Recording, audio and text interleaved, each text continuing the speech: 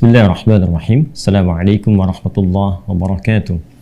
Alhamdulillahi rabbil alamin. Wassalatu wassalamu ala rasulillahil karim Sayyidina Muhammadin al-amin wa ala alihi wa sahbihi wa dhurriyatihi wa ummatihi ila yaumiddin wa ba'd.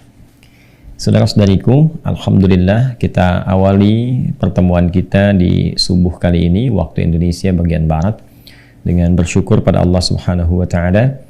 Alhamdulillah kita diberikan kesempatan kembali untuk berkehidupan sesuai dengan ajal yang telah Allah tetapkan, dan tentunya kita bermohon taufik dari Allah Subhanahu wa Ta'ala agar senantiasa diberikan bimbingan, menyiapkan dan menjalani aktivitas kehidupan kita sehingga mendapatkan ridha dari Allah Subhanahu wa Ta'ala dan menghasilkan kesuksesan dunia dan kebahagiaan akhirat. Tentu dalam sambungan kita saat ini beberapa kawan-kawan terhubung di tempat yang berbeda. Bila di sini saat ini telah melewati waktu subuh, di beberapa tempat mungkin waktunya cukup berbeda, bahkan mungkin ada yang malam dan ada yang sore, atau bahkan boleh jadi masih tengah malam belum tiba waktu subuh. Mudah-mudahan semua kondisi ini selalu terjaga untuk membangun ketaatan pada Allah Subhanahu wa Ta'ala. Alhamdulillah kita telah sampai pada penanggalan 27 Sya'ban 1444 Hijrah. Tak terasa insya Allah 2 hari ke depan, Selasa, Rabu, tepat tanggal 29 Sya'ban hari Rabu 1444 Hijrah. Tentu di tanggal 29 ini akan menanti terjadinya konjungsi, posisi yang ijtima, ya, kalau dalam bahasa fikih, dalam bahasa astronominya disebut dengan konjungsi, saat berada dalam posisi yang sejajar antara bumi, matahari dan bulan berada pada titik yang sama di ufuk 0 derajat, dan tentunya akan mendekat kepada maghrib nanti akan dilakukan ru'yat. Dan insya Allah seperti pernah saya sampaikan, waktu Ramadan di tahun ini akan sangat besar kemungkinan, hampir tidak ada kemungkinan yang untuk berbeda, tapi besar kemungkinan akan sama. Dan ketinggian hilal berdasarkan hitungan astronomis itu sudah tinggi sekali, kurang lebih 7 derajat 57 menit atau mendekati 8 derajat, dan itu insya Allah kabar baik untuk kita semua, sehingga malam Kamisnya sudah bisa menunaikan tarawih dengan izin Allah Subhanahu wa Ta'ala, dan bersamaan dengan 23 Maret sudah memasuki 1 Ramadan. Tentunya kita menanti kabar baik itu dan terus kita melakukan ikhtiar-ikhtiar terbaik sehingga punya persiapan maksimal sebelum sampai masuk ke bulan Ramadan insya Allah. Untuk itulah kita mengaji, membekali kembali seperti yang sering saya ungkapkan, saya janjikan. Terkadang ini baru pulang kegiatan dari beberapa tempat, Alhamdulillah Allah berikan kesempatan dari beberapa bulan yang lalu untuk menata, membersamai beberapa daerah, membangun masjid. Alhamdulillah kita meresmikan secara estafet beberapa masjid yang disiapkan. Mudah-mudahan teman-teman yang di daerah, di desa-desa yang sudah ada masjidnya bisa dimakmurkan dan diridhai oleh Allah Subhanahu wa Ta'ala. Dan kita semua yang terhubung saat ini, mari kita bekali kembali diri kita sebelum masuk bulan Ramadan. Setelah di pertemuan yang lalu kita sampai pada pembahasan menyiapkan agenda Ramadan, saat ini kita akan juga menyiapkan sesuatu yang cukup penting yang kita tentunya akan rencanakan dan buru waktunya. Nah, pembahasan kali ini kita akan membahas tentang keutamaan berdoa di bulan Ramadan, dan kita akan juga ungkap beberapa doa-doa yang diajarkan oleh Nabi Sallallahu Alaihi Wasallam untuk dipersiapkan tentunya saat memasuki waktunya, dan kalimat-kalimat yang kita mulai pelajari saat ini. Teman-teman, tentang bab ini masih saya ingatkan juga ada di buku kami. Yang ini teman-teman yang belum mendapati bisa langsung tersambung ke Uwah Corner ya, di bab mukaddimah yang kedua di halaman ke-28 ya, poin nomor 4 ini yang paling kiri di pertengahan ya, bab memperbanyak doa. Nah, langsung saja teman-teman sekalian, kita akan masuki pembahasan kali ini, doa-doa spesial di bulan Ramadan ya. Bismillahirrahmanirrahim. Ramadan selain bulan Al-Quran juga bisa memberikan kesan kepada kita yang dalam tentang hadirnya satu penamaan baru, yaitu bulan terkabulnya doa, atau kita katakan dalam bahasa singkatnya bulan doa, Ya, tidak terbatas tentu pada Ramadan saja kita berdoa. Setiap saat, setiap waktu kita meminta, bermohon pada Allah Subhanahu wa ta'ala. Baik itu siang, malam, dari bahkan subuh sampai dengan datang subuh kembali. Fadilah doa sangat banyak sekali. Ya, yang kita maksudkan di sini adalah doa yang spesifik, yang diberikan kesempatannya, keluangannya, bahkan dari sebagian doa itu dituntun sampai lafadznya oleh Nabi Shallallahu Alaihi Wasallam untuk menunjukkan satu perbedaan yang istimewa Ramadan dengan bulan-bulan yang lainnya. Sehingga bila kita mengaji paket ayat Ramadan, kalau saya sebutkan paket ayat, artinya ayatnya tidak berdiri sendiri, ya. Jadi Ramadan itu teman-teman sekalian, ayatnya itu satu paket dari Al-Baqarah, ya kan? Surah yang kedua itu ayat 183 sampai 187. Nah, memahaminya satu paket ini. Ya, jadi bukan satu-satu. Terkadang kalau disebutkan puasa Ramadan yang terbayang di ayat 183 saja. Nah, itu baru awal kewajibannya. Diperintahkan oleh Allah untuk menunaikan puasa, disampaikan tujuannya apa, goalnya apa. Lalu detil pelaksanaannya yang disampaikan, gambaran umum yang detil itu dalam Al-Quran nanti ada di ayat 184. Misal masuk pada kaidah fikihnya, sisi berapa lamanya, toleransinya, siapa yang dibolehkan untuk tidak berpuasa, dalam kondisi apa, apakah nanti kalau nggak berpuasa digantinya kapan, seperti apa, kalau betul-betul nggak bisa puasa secara medis dibuktikan seperti apa, toleransinya atau penggantinya, nanti masuk ayat 184. 185 menunjuk kepada waktunya dan kemuliaan Quran di dalamnya. Telah kita bahas.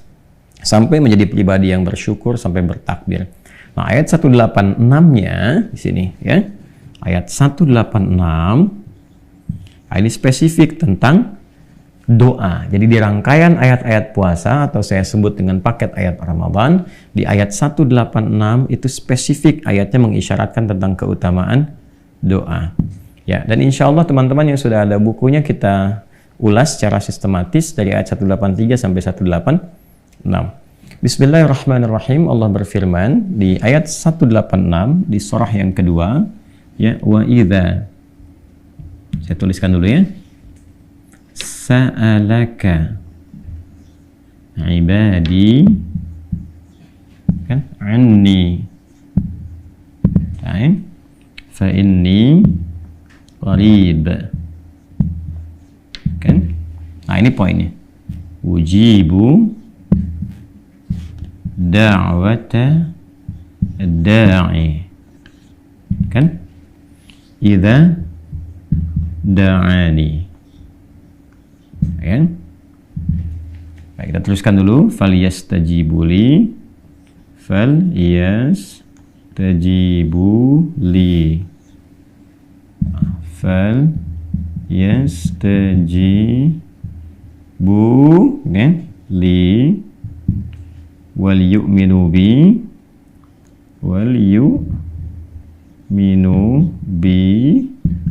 la'allahum yarshudun. Baik, ya. Nah, kurang lebih begini.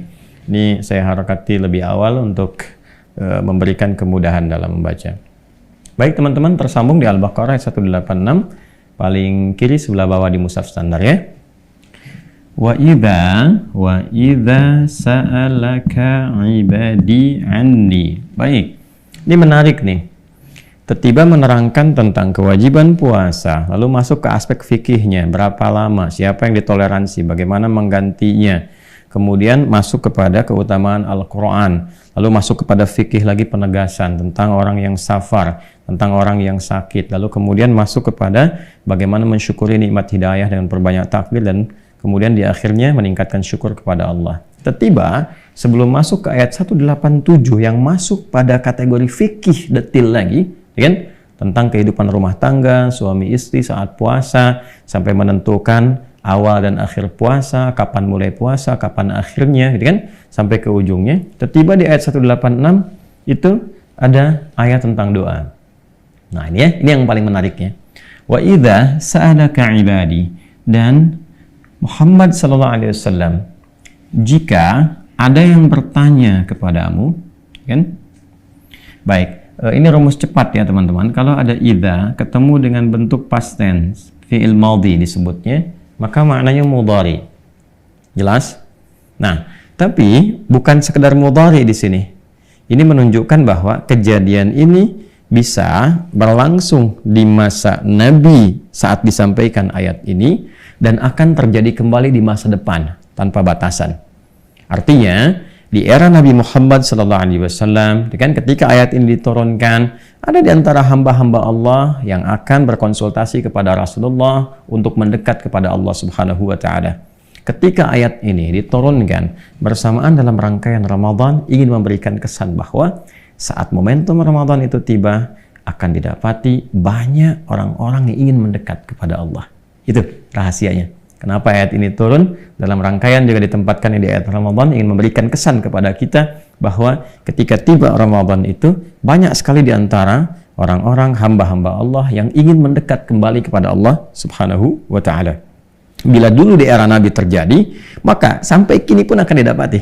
Kalau nggak percaya, lihat nanti. Begitu masuk Ramadan, tidak sedikit ya insan-insan beriman, hamba-hamba Allah ingin mendekat kepada Allah. Baik ya?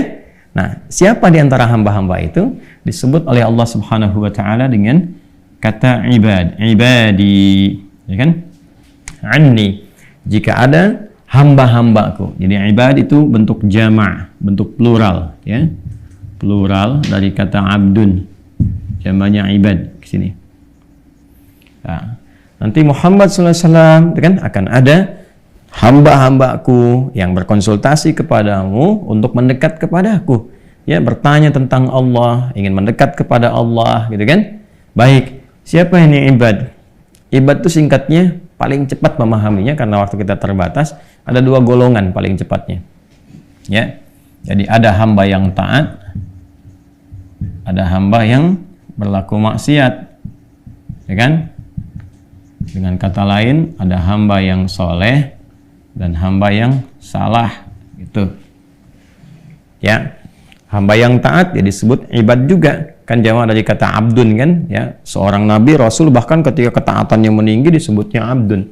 Rasulullah SAW ketika beliau menunaikan Isra kan dan Mi'raj disebutnya kan abdun. Subhanalladzi asra bi'abdihi. Demikian dengan rasul dan nabi-nabi yang lainnya. Terus kita juga yang bukan nabi, bukan rasul, ketika kita taat kepada Allah dari ujung kepala sampai ujung kaki, direfleksikan dari hasil sholat itu dengan menaati Allah. Kan sholat kita taatkan, ruku, sujud, lalu kita praktekkan dalam kehidupan, dengan nah itu dari ujung kepala sampai ujung kaki ketika mendekat kepada Allah yang Rahman, yang Maha Kasih, maka namanya disebut dengan ibad. Di surah Al-Furqan itu yang sangat viral, wa ibadur rahmanil ladzina yamshuna 'alal ardi hauna wa idza khatabahumul jahiluna qalu salama. Hamba-hamba Allah yang sangat penyayang itu, ya, hamba-hamba Allah, Allah yang punya sifat penyayang yang tanpa batas itu mendapatkan percikan kemuliaan yang Allah berikan kepadanya. Di antaranya apa?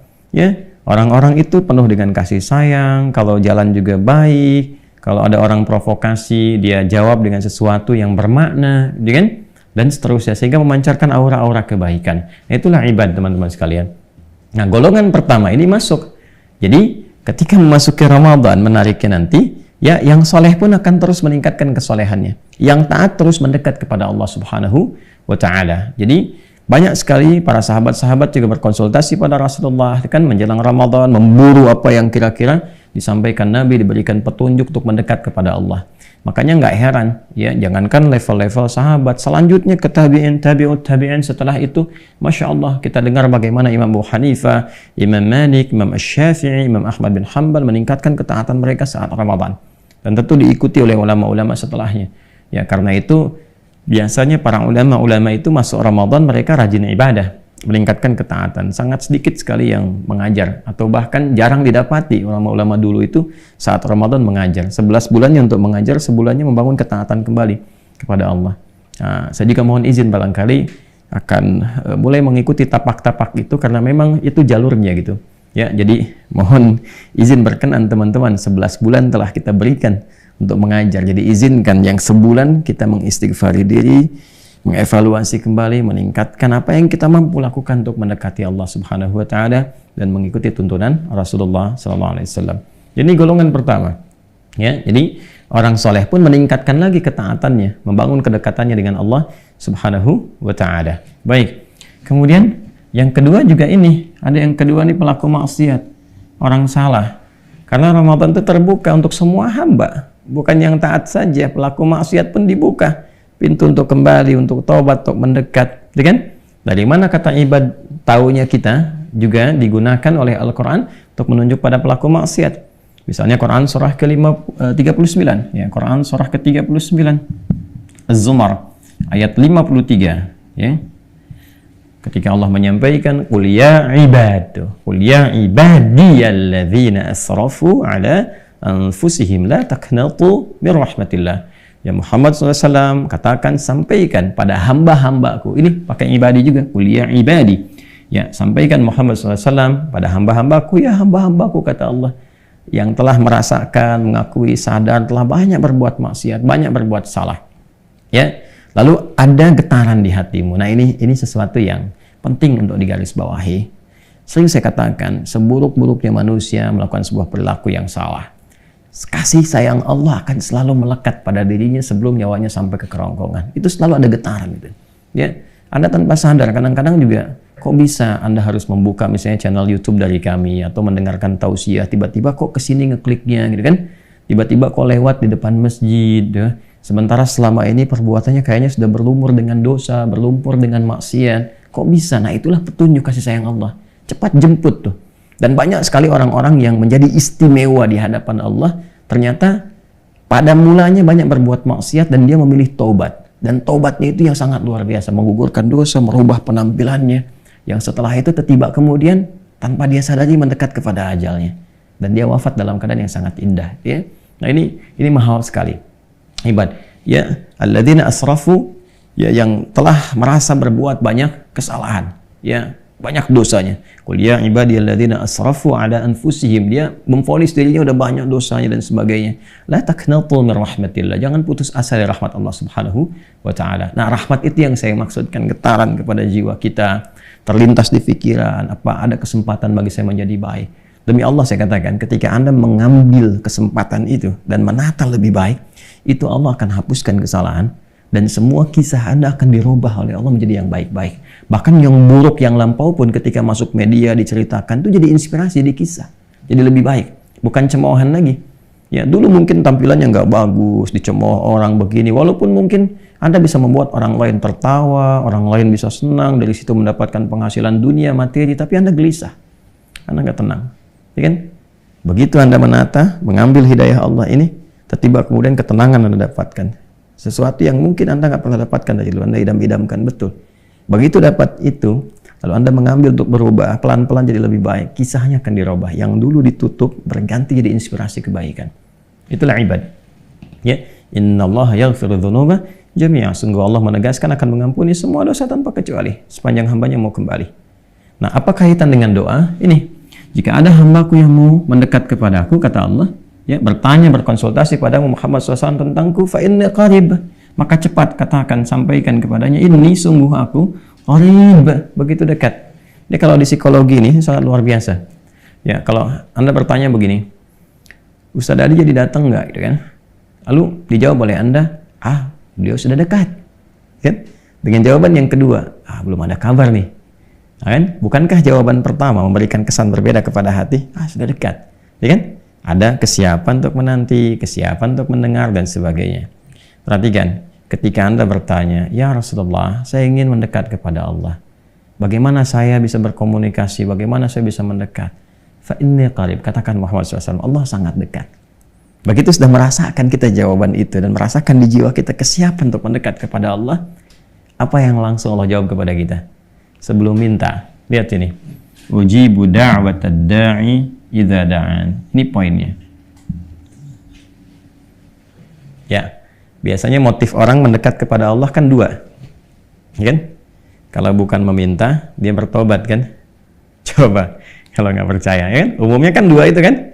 Coba kalau, mendekati Allah, saya kan kalau lagi susah, gitu kan? Lagi ada masalah, baru tahajud, ya kan? Baru baca Quran, baru mengadu, ya kan?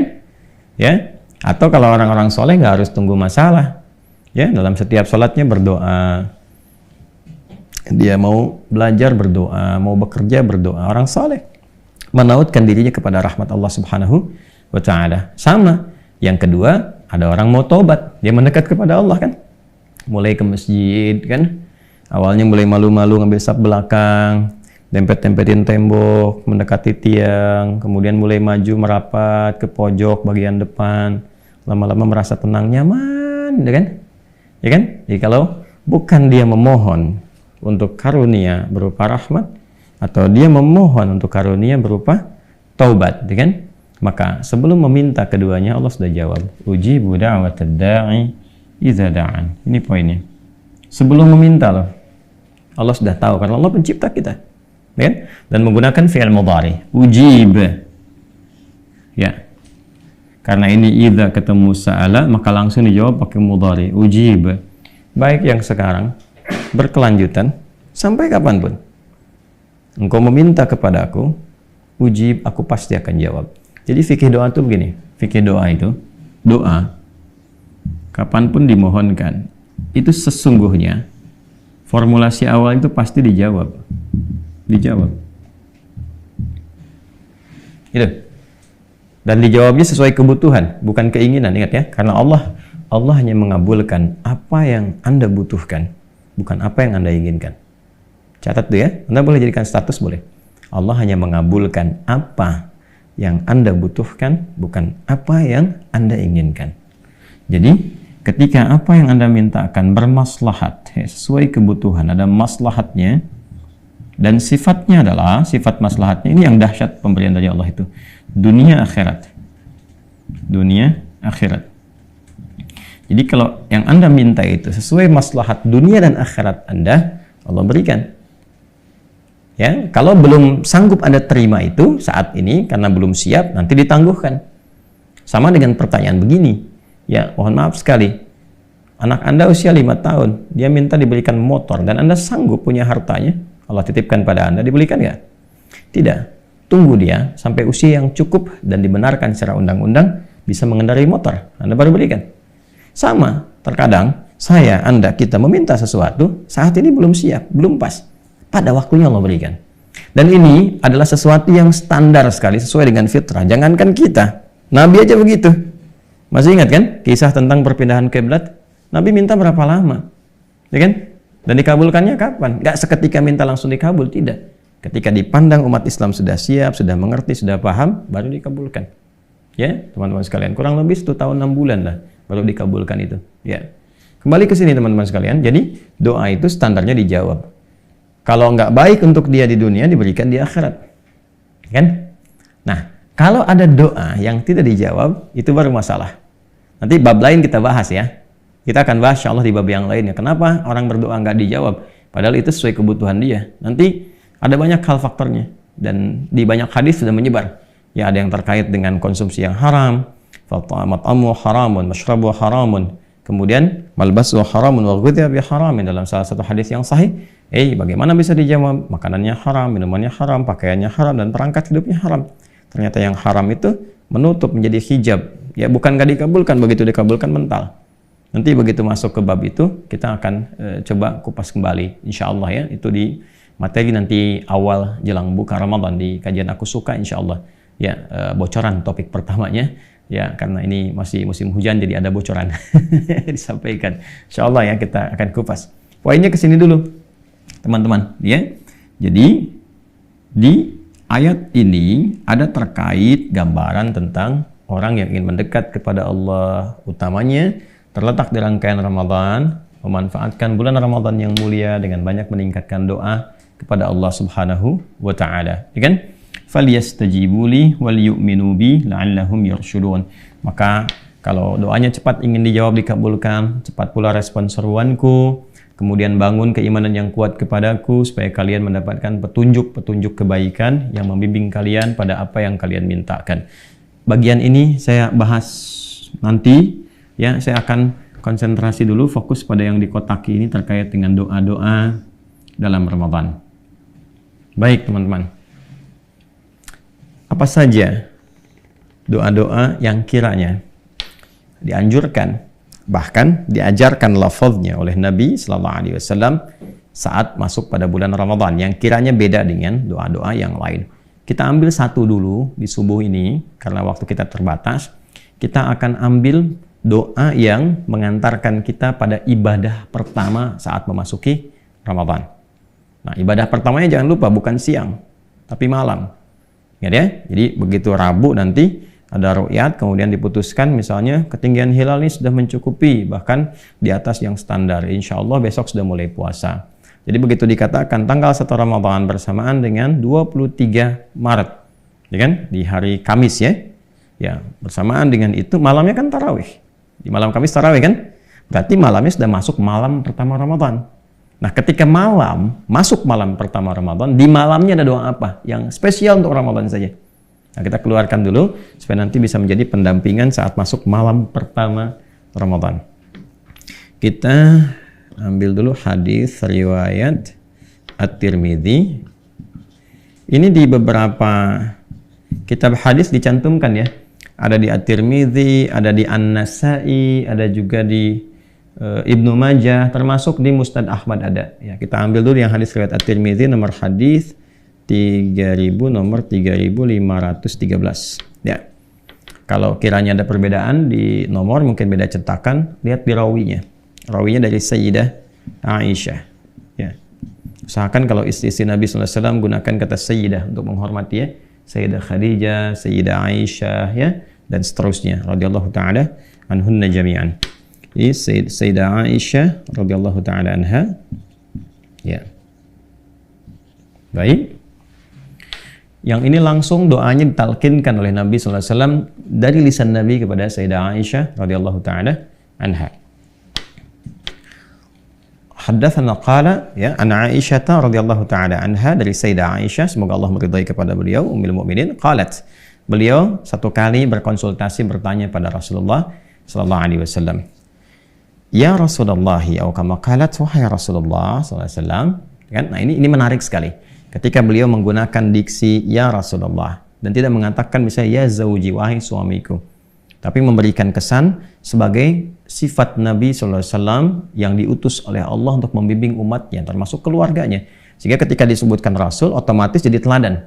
Yaitu nanti diikat dengan Quran surah ke-33, Al-Ahzab ayat 21.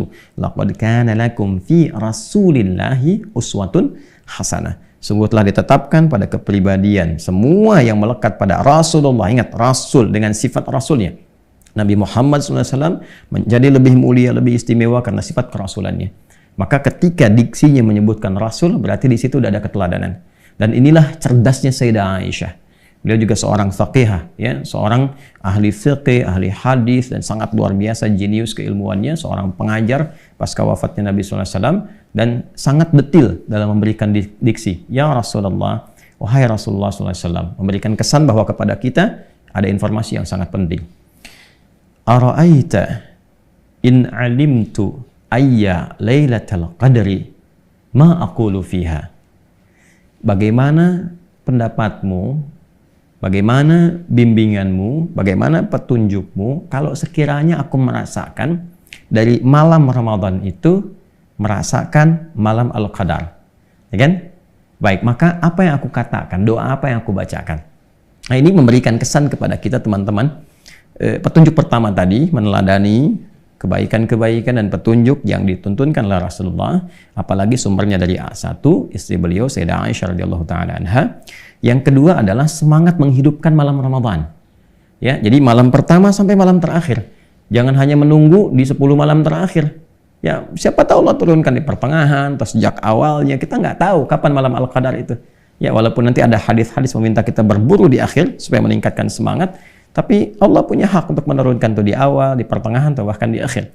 Karena itu hadis ini memberikan kesan kepada kita juga, hidupkan setiap malam Ramadan. Sehingga kita bisa merasakan perbedaan di setiap malam. Nah, dalam konteks kita merasakan itu, lalu berdoa, apa doanya? Jadi kalau kita baca, cara berpikir cerdasnya, kalau kita baca setiap malam, luangkan waktu 5 menit aja untuk membaca doa ini setiap malam. Ya, cara cepat mendapat malam Al-Qadar kan jangan tinggalkan malam, ya kan? Itu. Ya, paling cepat kan begitu, walaupun cuma 5 menit malam, gitu kan? Nah, kalau aku merasakan getaran itu, apa yang aku baca? Jadi ini doa khusus di malam Ramadan, dan para ulama biasanya menempatkan doa ini di jeda-jeda tarawih. Jadi begitu 2 rakaat selesai, atau yang pakai 4 rakaat selesai, jeda dulu. Tenangkan dulu sampai hati merasakan ketenangan. Makanya disebut dengan tarwihah, jamaknya tarawih. Ada jeda yang menenangkan kepada jiwa. Ya, apa yang dibaca? Kata Nabi, quli, ya, maka katakanlah, berdoalah. Nah, ini doanya ya. Kita tuliskan, Allahumma innaka afuwun tuhibbul afwa kan fa'fu anni. Nah, ya. Di riwayat lain saya kasih kurung, ini ada tambahan karim. Silahkan, tidak ada masalah menggunakan yang manapun. Allahumma innaka afuwun. Yang pertama, yang kedua pakai karim, boleh. Tuhibbul afwa fa'fu anni. Nah, ini spesifik untuk malam-malam Ramadan. Hadisnya sahih. Ya, baik. Allahumma, ya Allah. Saya pernah sering kali bahas, kalau Allahumma itu adalah kalimat ya Allah yang disatukan, menunjukkan pada ketundukan, ketawaduan, dan penuh harap. Jadi kalau menggunakan kata Allahumma, ada ketawaduan di dalamnya, ada penuh harapan, kan?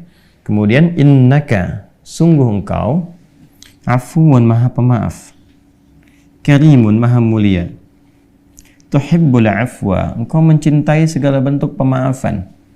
Wah, ini dalam sekali nih, kalau kita ngerti bahasa Arab itu dalam sekali. Jadi kita seakan membalikkan itu kan, meminta dengan sifat yang mulianya. Ya Allah, engkau kan yang maha pemaaf, engkau yang melekatkan sifat itu padamu, engkau yang mencintai semua bentuk pemaafan, ya kan?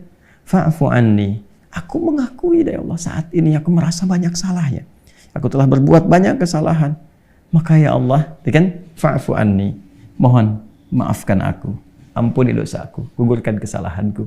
Ya, ini pakai fa, berharap minta disegerakan gitu kan, ya, disegerakan. Mohon ya Allah, mohon berkenan engkau maafkan aku, ampuni aku, sayangi aku, gugurkan kesalahanku. Itu Masya Allah, kalau benar kita mengucapkannya dengan getaran jiwa kita, merasakan kehusyuan dalam meminta, itu yang dimaksudkan hadis ghufira lahu ma taqaddama min dzambi. Ya, boleh jadi itulah wasilah yang mengantarkan kita pada ampunan Allah dari semua dosa-dosa yang pernah dikerjakan, semua. Ya, jika benar memintanya, tentu ini kalimat taubat, ya, kalimat taubat. Jadi yang pertama yang ingin disampaikan teman-teman semuanya, bahwa Allah Subhanahu wa taala memberikan petunjuk pada Rasulullah sallallahu alaihi wasallam untuk mengajarkan kepada istri beliau tercinta Sayyidah Aisyah radhiyallahu taala anha, yang diteruskan tentunya kepada kita umatnya, doa-doa spesifik, permohonan spesifik selama Ramadan. Dan yang pertama adalah doa yang terkait dengan malam Ramadan. Nah, teknisnya saya persingkat, doa ini dibacakan di sela-sela sholat tarawih, ya kan? Jadi di antara jeda, misalnya kalau menggunakan formulasi, baik itu 11 rakaat atau 23 rakaat atau bahkan lebih. Jadi kalau ada yang 2-2, maka setelah 2 itu jeda sebentar. Jangan langsung bangun lagi, tenang ya, tenang. Ya, kalaupun menunaikan berjamaah, tenang sejenak, berdoa dulu, baca dulu ini. Allahumma innaka afuwun karim, Allahumma innaka afuwun tuhibbul afwa fa'fu anni, kan? Nah, kalau sekiranya untuk banyak, ganti kepada anak saja. Allahumma innaka afuwun, Allahumma innaka afuwun karim tuhibbul afwa fa'fu anna, gitu ya. Kalau untuk jamak demikian. Nah, kadang-kadang di beberapa masjid diingatkan, ada salah satu yang mengingatkan kepada jamaah membacakan, karena nggak semua orang tahu. Itu cara berpikirnya ya. Jadi jangan langsung berpikir, oh, ini salah, ini bid'ah, ini begini. Tidak. Anda berpikir yang lebih bijak, ya. Berpikir yang lebih bijak. Kalau sudah pada tahu, ya tinggal dipraktekkan. Kalau di masjidnya sudah pada tahu, ya silahkan masing-masing. Tapi beberapa masjid ada yang belum mengerti. Makanya ulama kita dulu nggak banyak teori, dibimbing langsung di lisannya untuk ditalkinkan, disampaikan. Ya, jadi ada, silahkan kalau misalnya sudah pada mengerti, kita ajarkan sekarang, minta masing-masing. Ya, beberapa tempat ada masyarakat yang kalau nggak dibimbing dia nggak berdoa, dia nggak tahu. Seperti masyarakat di awam, jangan disamakan. Ingat ya, fikih itu nanti akan selalu berkesesuaian dengan karakter setiap muslimnya. Jadi jangan samakan orang-orang yang sudah mengerti dengan masyarakat awam, orang-orang yang menengah pendidikannya atau bahkan cukup baik, bisa memahami, mengerti dengan orang-orang yang pekerjaannya sangat sederhana. Ya, dia bertani, dia berkebun, dia pulang itu dia nggak sempat belajar ini itu, dia pahami yang pokoknya saja, itu pun sudah ada babnya. Jadi lengkap di Islam tuh babnya lengkap. Nah, jangan semua harus ditarik, harus sama seperti Anda, tidak. Ya, kita harus bijak melihat dan bijak juga menilai pada diri sendiri. Kan yang dihisapnya kita masing-masing, ya kan? Tapi nanti ada fikih ranah ulama yang di situ kemudian disesuaikan kepentingannya dengan masyarakat-masyarakat yang bisa mendapatkan bimbingan sesuai dengan karakter mereka. Ini gambarannya. Kemudian dibacakan dengan penuh kehusyuan, ketawaduan, permohonan yang dalam kepada Allah sehingga kita merasakan getaran doanya. Bukan hanya untuk pribadinya saja, ya. Nah, ini teman-teman sekalian, doa yang pertama saya kira yang bisa kita bahas di kesempatan subuh kali ini, dan tentunya disiapkan dari sekarang saya tuliskan, ajarkan sampai dalilnya di mana di kitabnya dan sebagainya, supaya dari sekarang sudah disiapkan, dipelajari, dipahami, coba dilatih dalam tahajud pelan-pelan, nanti pas Ramadan sudah terbiasa. Kelas ya? Alhamdulillah ya. Nanti teman-teman bisa baca ya lebih dalam di buku ini Makna Ayat Puasa ya, yang ini silahkan dipelajari sebelum Ramadan sehingga nanti pas Ramadan tinggal diamalkan ya. Ada beberapa mungkin yang bisa dikaji. Kalau pengen tilawah ayat puasa ya boleh. Ini dari ayat 183 sampai 187 kita sudah tampilkan dengan beberapa pengantarnya. Teman-teman izin menyampaikan informasi bahwa insya Allah kita sudah siapkan paket pembelajaran selama Ramadan yang bisa Anda akses, baik itu saat sahur, ba'da subuh, di siang sampai menjelang buka. Insya Allah mudah-mudahan bermanfaat untuk kita semuanya. Kemudian saya mengajak kepada teman-teman semua untuk memanfaatkan sisa waktu berwakaf untuk pesantren, karena memang waktunya sangat terbatas dan kita juga sedang speed up supaya bisa cepat diselesaikan dalam waktu dekat sehingga bisa optimal digunakan. Mudah-mudahan ada sebagian spot khususnya area lantai pertama masjid untuk i'tikaf bisa digunakan. Bagi teman-teman yang ingin berwakaf masih ada kesempatan di rekening yang sama seperti pernah saya sebutkan sebelumnya, yaitu di Bank Syariah Indonesia, nomor rekening 111 3 kali satunya ya, 111 4444 4 kali 4-nya 142 1114444 142 atas nama Yayasan Ma'had Islam Rafi'ah Akhyar.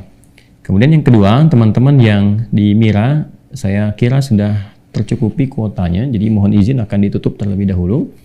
Menjelang ke Ramadan akan dirapikan data dan insya Allah barangkali kalau tidak di awal Ramadan itu nanti kita bertemu untuk saya berikan motivasi, apakah nanti sesinya Zoom atau bersama dengan STUAH sehingga bisa menyiapkan agenda Ramadan, juga mungkin dengan PKU keseluruhannya. Bersiap-siap saja untuk diinfokan pada teman-teman semuanya ya. Diaktifkan ya, diaktifkan. Kemudian untuk teman-teman yang peserta penghafal, saya berharap semuanya menyiapkan dengan baik, tetap optimis, dan teman-teman juga yang ingin ikutan untuk berwakaf ya, paket hafalan, nanti silahkan cek aja di deskripsi, itu ada peluang-peluang kebaikan yang bisa dilihat. Ya, saya kira itu yang bisa saya sampaikan di kesempatan kali ini. Terima kasih atas perhatiannya. Mohon doa selalu supaya kami bisa istiqomah dan dijaga oleh Allah Subhanahu wa taala sehingga tetap bisa mencintai Rasulullah SAW yang itu terrefleksikan dalam bentuk pengajaran-pengajaran yang mudah-mudahan senantiasa dibimbing oleh Allah Subhanahu wa taala. Maafkan saya banyak kekurangan, banyak kekhilafan. Mudah-mudahan teman-teman bisa memaklumi dan bisa mengambil pelajaran dari ustadz manapun yang membuat teman-teman bisa lebih baik. Terima kasih. Allahumma taqabbal minna innaka antas sami'ul alim wa tub 'alaina innaka antat tawwabur rahim. Rabbana atina fid dunya hasanah wa fil akhirati hasanah wa qina adzabannar. Allahumma barik lana ya Allah fi akhir Sya'ban wa balighna Ramadan bi rahmatika ya arhamar rahimin. Wa sallallahu ala sayyidina Muhammad wa ala alihi wa sahbihi ajma'in wa akhiru da'wana subhanakallahumma wa bihamdika asyhadu an la ilaha illa anta nastaghfiruka wa natubu ilaik. Alhamdulillahirabbil alamin. Assalamualaikum warahmatullahi wabarakatuh.